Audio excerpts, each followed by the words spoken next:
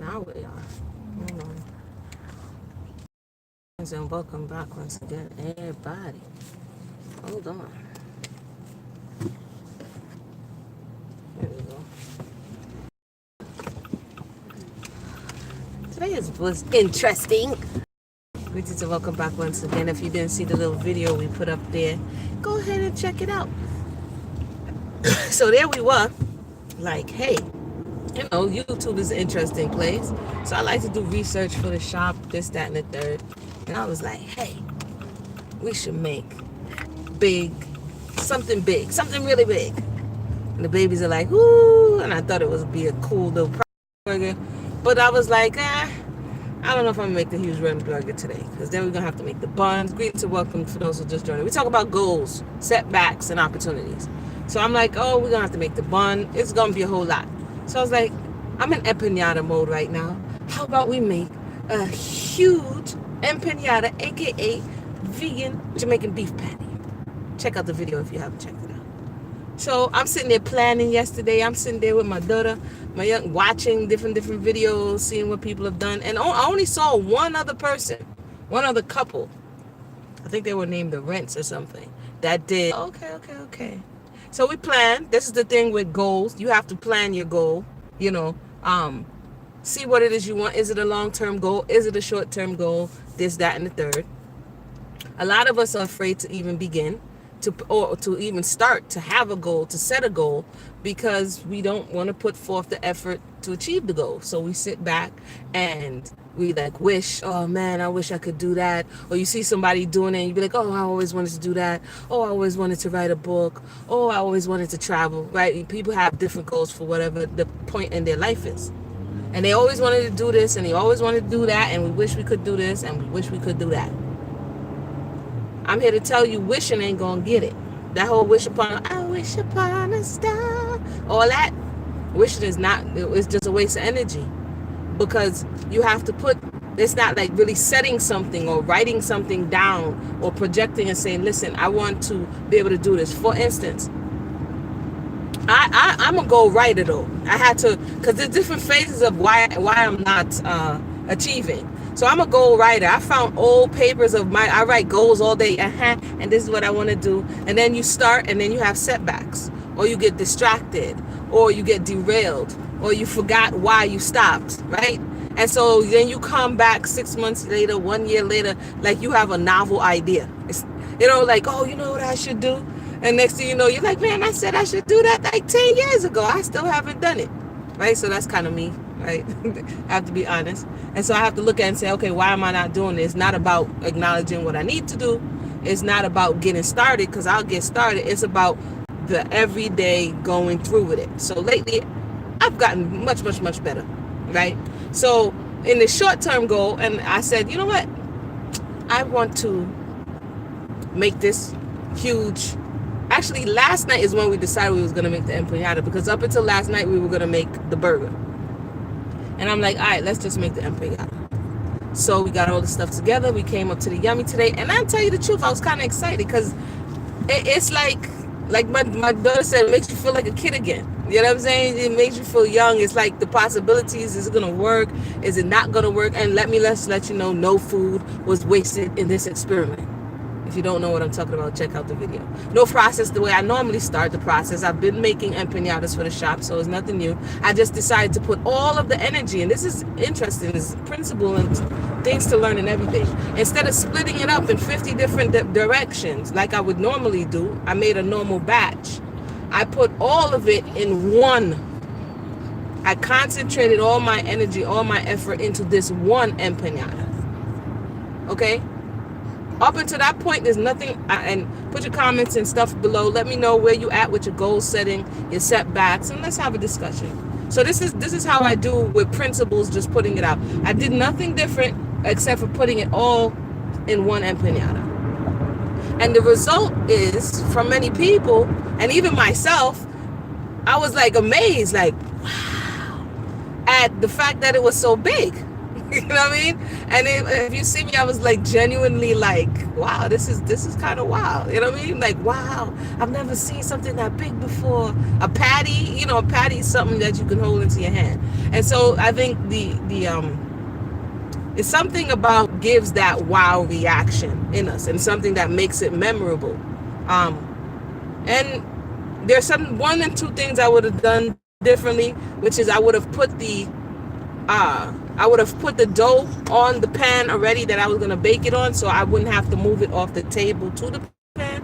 Yeah, I didn't get to see that part, but we had to do like a little, like, you know how somebody does like a CNA work and they have to hoist the patient off the bed onto the gurney thing. Yeah, so we had to hoist it off of the table onto the pan, because I should have just folded it on the pan. But other than that, I think that's the only thing I really, really want to change. And maybe just a little bit less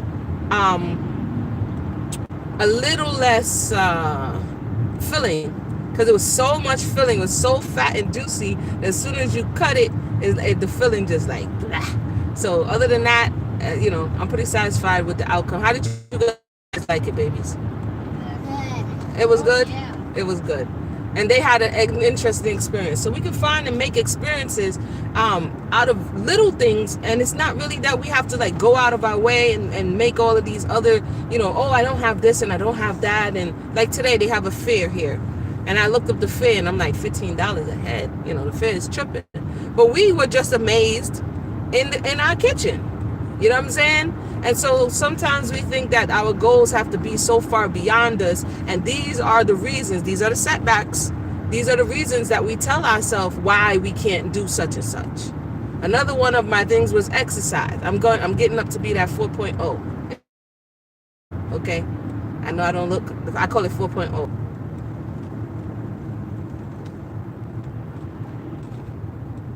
Car needs oil change.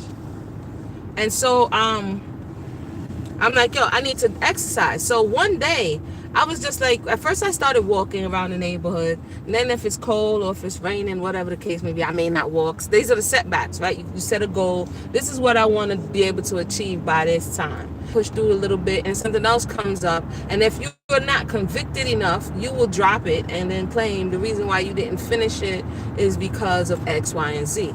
So one day I got fed up enough to say, forget this. I'm just going to stop at this gym that I always pass and say, I'm going to sign up. And I'm going to commit to showing up. Because, I travel with the babies and everything. So I said, how am I going to do this? I get up early, extra early in the morning. And commit to showing up 1 day, 2 days, 3 days, 4 days, 5 days, 6 days. Of course, you got to rest, right? And I showed up this morning. So I've been showing up every day for 3 weeks, just showing up. This is how we're going to get results. We can have the big thing, right? We can have the big grandiose ideas. We can write it out. We can budget it out. We can do all these things. And then there comes a point in time where you actually have to go through and do it. And when something pops up, if you're committed to the end goal, then it's not a matter of, oh, it's a problem, I'm just going to have to stop. You say, okay, this is an opportunity for me to learn. This is an opportunity. And I'm here to tell you, especially with the shop, which is another long-term goal that we've been working on, it's not always easy when an opportunity pops up. I mean, a problem that is actually an opportunity pops up. For instance, a lot of the recipes that we now are perfecting and becoming known for wouldn't necessarily have popped up had we not had more time than we had money. You know what I'm saying? In the beginning, where I feel us going into another time than we had money. And so we had the time to source recipes. We had the time to perfect things and say what's working and what's not working and how to improve things, right? Even the patty situation. For the last 2 years, the truth was I made the crumbles. I had the crumbles. How long we had the crumbles, babies? We had the crumbles early on, right? And I'm like, wow, if only I can get someone. This is me, because I'm thinking that's a lot of work. I'm not trying to do it. So for me, that's a problem, not an opportunity, right? So I'm like, I have the crumbles, which is the vegan ground replacement of ground beef that I put in different things. So I'm like, if only I can get somebody to make patties, it would be the bomb. This is me talking.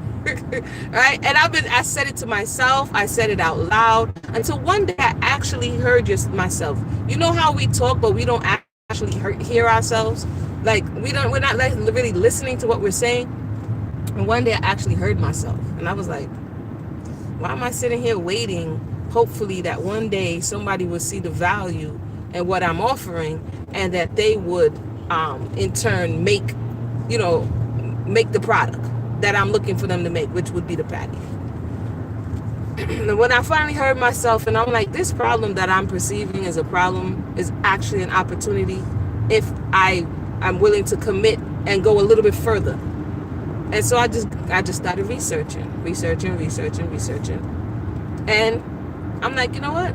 I'm really going to lean on the empanada side, because on the patty side is more flaky and more XYZ. Empanada has it's the same concept, but a little different dough. So I decided to lean on the empanada side. Long story short, I'm still doing Solonomics because life lessons and principles is in every single thing you do. This is why I'm talking about food, and I can still pull out principles. Hold on, now that we stopped, let me it's in every single thing we do. So what's going on? I watched your video that beef patty was huge. Yeah, I need to write my goals down. I used to, but I don't. But I do write a to-do list. Right, a to-do list is like our short term. You know, what we have to do in the week, what we have to do in the day, our long-term goals, our intermediate goals, and our short-term goals. The to-do list, it just gets us caught in the day-to-day. To-do list, it just gets us caught in the day-to-day, and then we forget why we're doing it. You see what I'm saying? And so it's like, if we're trying to get to a certain destination, the to-do list is the places you may need to stop along the way, but every now and then we have to see the bigger picture to remind ourselves this is ultimately where it is that I'm trying to get to. And certain things that we pick up, I've done this along the way. You take like 50 million detours, and then forget where you were going.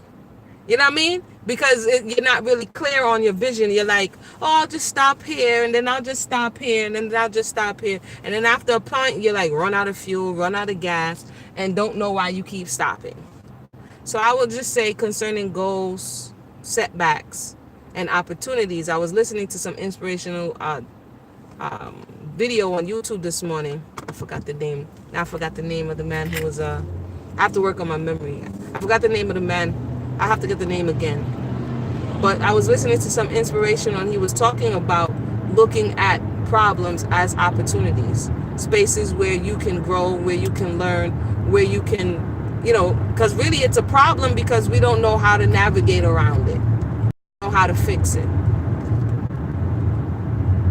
So when we expand our knowledge base, when we're willing to learn, when we're willing to grow, the problem doesn't look as big anymore. You know what I'm saying? Or overwhelming anymore. And also, if we're willing to admit, say, I don't know. A lot of people have a problem. They don't want to fix the problem.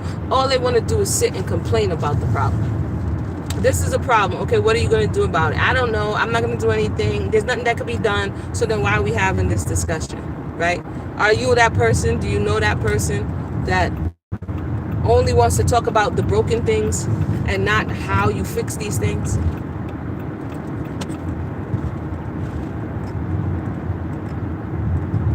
So there's plenty of opportunity. There's plenty of opportunity if we are willing to look into the spaces that people, and one way that I find a lot of opportunity is where people complain about. It's all about connecting the dots. I haven't fully been able to connect all of the dots, but true to form, the dots that I have been able to connect, or I'm in the process of connecting, that's what I share. And so the opportunity is in the complaints. Listen to what a lot of people are complaining about. Find a problem and fix it. Once you're able to do that, and you bring, like, what's his name again, babies? Bring value to the marketplace. He used to work with Herbalife. He passed on now. Yeah. Come on, Amuna. I need some ginkgo. What's his name? It's an elderly man. He used to work with Herbalife. His name escapes me, but he always talks about bringing value to the marketplace. His name is going to come back to me. He's talking about, and this is something that I struggled with, being that when you're at home, I really couldn't understand where people want good people in society, but they don't value the stay-at-home mother or the father right? They don't value the process of raising your child right. They just expect that your child should enter into society right, which a lot of people, and because it's not valued in society, that process is belittled. Oh, you a stay-at-home mother. Oh, so you don't have a job. That means that in the marketplace, he always talks about the marketplace. In the marketplace, you're not valuable. So you're not compensated for your labor. You're not compensated for the work that you do. And so a lot of people say, well, since there's no pay, there's no compensation that I can use in the marketplace to barter for the job that I do, a lot of mothers and fathers will opt to go out and do the things that they need to do to stay alive and to survive. This is real. This is not something that, so some people could romanticize, or something that you're able to barter with others to get the goods and services that you need. And if whatever you're producing does not bring value to the marketplace, it may bring value to you in your life, but if it doesn't bring value to the marketplace, then you're pretty much going to be broke. It took me a long time to get that message. Because you're like, what I'm doing is right. Yes, in the long run, what you're doing is right. But this is not a society here will say, hey, we will compensate you. We want you to bring up children. We want you to rear good citizens of society. And we're going to make sure that you're taken care of. We don't live in that. We live in a capitalistic, I had to get the sun out of my eyes.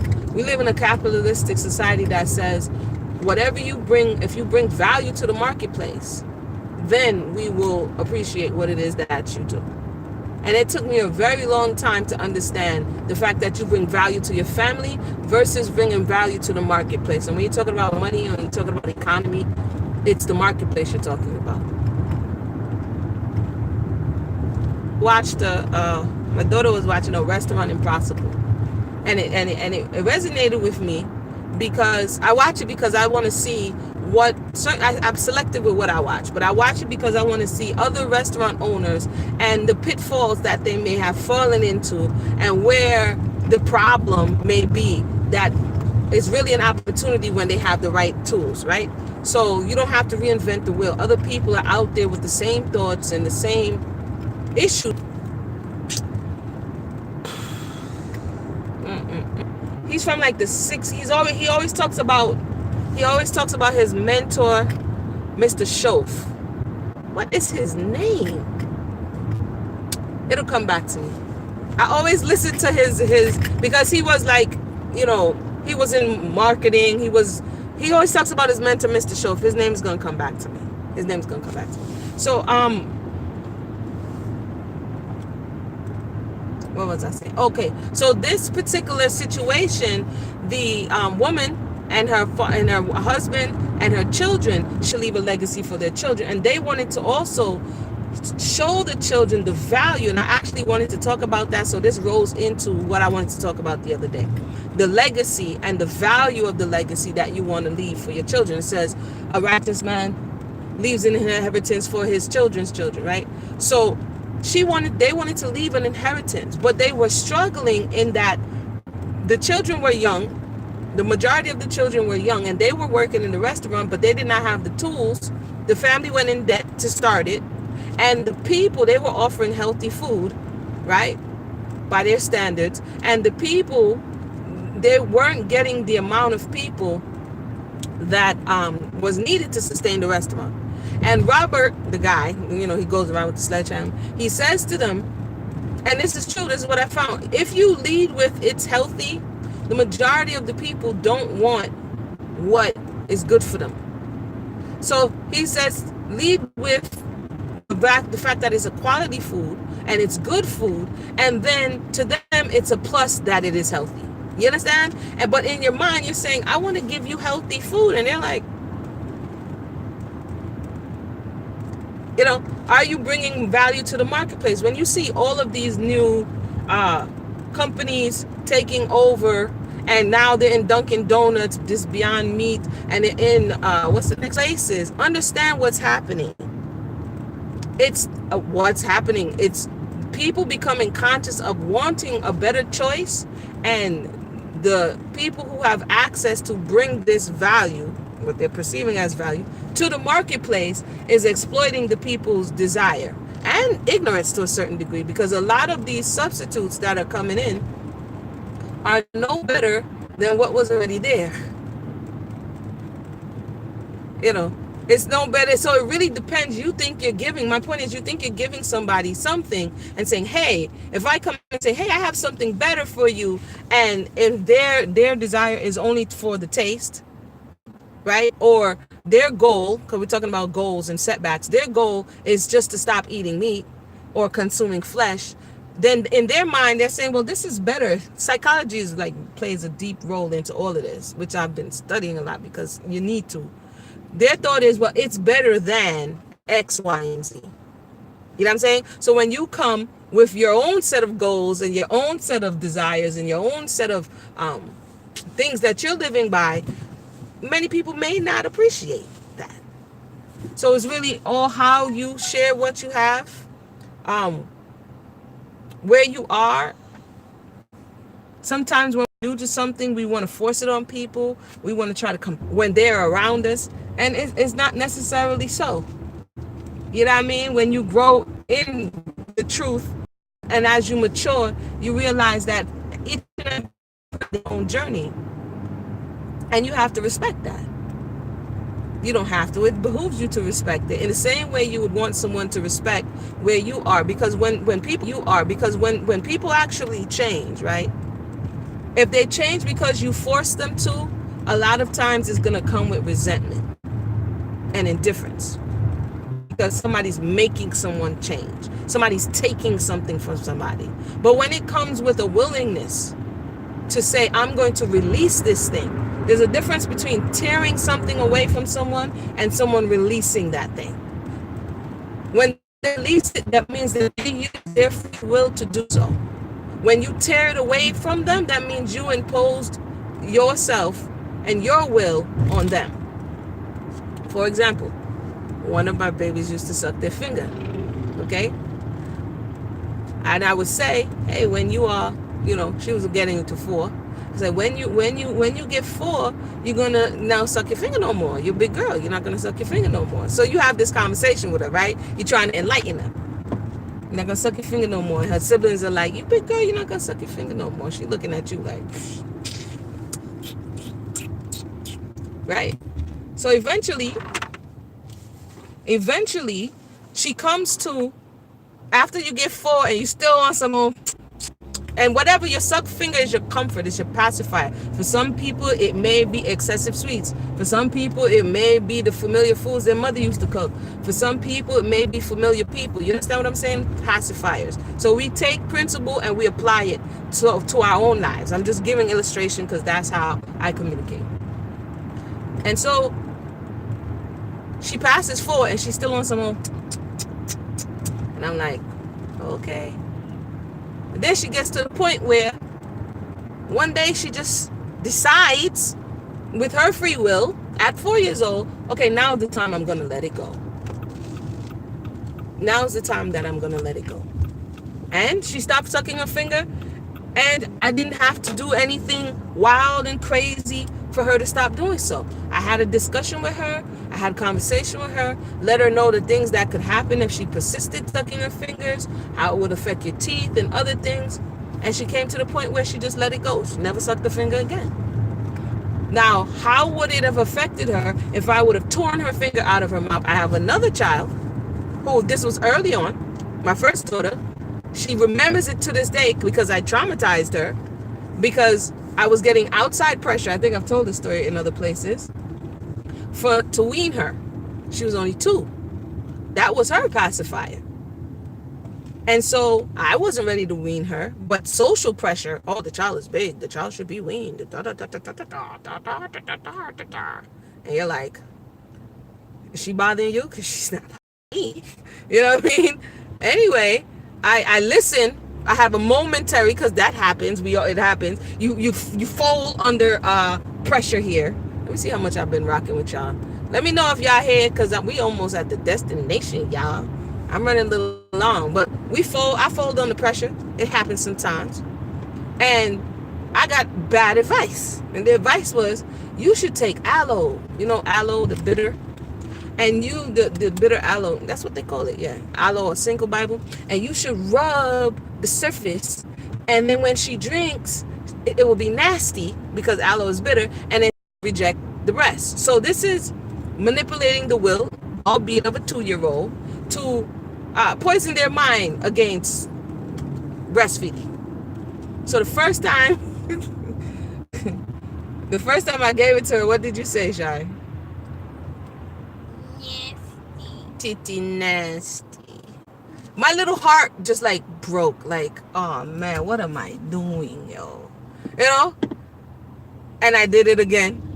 And then she says titty nasty until the third time you try to give her the breast and she's like, no, I'm good. You're not going to chew. But that traumatized her. She remembers to this day that she didn't, with her own free will, release that thing. It was impressed upon her that this is what you should do. I say that to say, while we are sharing our truth, and we ourselves go through, it's a true story. We ourselves go through the different phases. It's important to do unto others as we would have them do unto us. And if someone says, like for instance, with diet, I've been through this over the years. I realized that if somebody wants to continue to eat that, it's either they're going to be belligerent, or they're going to taunt you in your face, or you're going to push them underground and they're going to go hide and, go eat it when you're not looking. And it creates this like whole weird situation. But if I don't eat that, I don't consume that, this, that, and the third, eventually share what it is you do. Share what, hey, would you like a piece? Oh, what's that? You know what I mean? Oh, that was pretty good. That's not that bad. Da, da, da, da, da, da, da. Oh, do you have some more of that? I would love to try that. This is how that conversation goes. It is fluid. Next thing you know, they come checking you. Hey, you got some recipes? I wanted to start eating healthy. Right? More flies with honey than you do with vinegar. But anyway, sun's going down now, y'all. I want to thank y'all for tuning in. If you haven't seen the giant patty, I know I went from patties to not remembering people's name to rubbing aloe on the titty, but trust me, it always gets to the same place.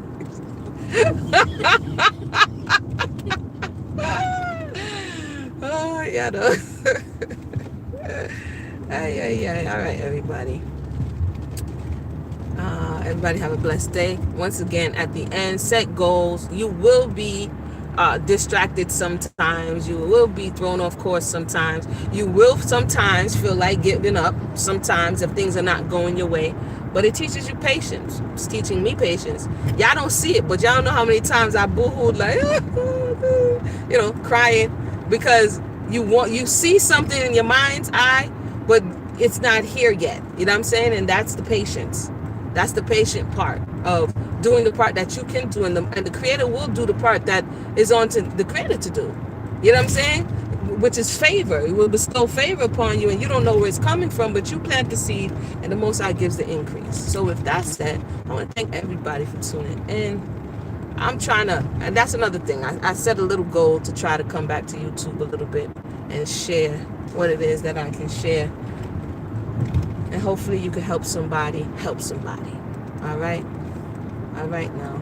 I'm gonna just talk to y'all till I get to this stoplight real quick, so I won't be fumbling all over the where's the button thing. Yep. How's your Sunday? How's your Sunday? The first day of the week. What did you do on the first day of the week? It's a great time to say, hey, this week I'm going to make it small. Start small. Stop smoking. This week I'm going to eat less sweets. This week I'm going to do more exercise. This week I'm going to declutter my apartment, my house, my closet, my purse. Some of us women walking around with a whole lot of, sometimes I'll be like, what in the world is this doing in the purse? Got it over here. Right now I have an apple and a charger. What is an apple? My daughter says she got it. What is she doing with an apple and a charger in her purse? Where does the apple come from? So there's this little small goals that we see. We're going to declutter our room, or we're going to learn to let go, or we're going to pick the phone up and apologize to someone we need to apologize. The little things, the simple things. All right, look, I'm at the stoplight, y'all. I'm going to holler at y'all. Everybody have a blessed day. Oopsie. Ooh.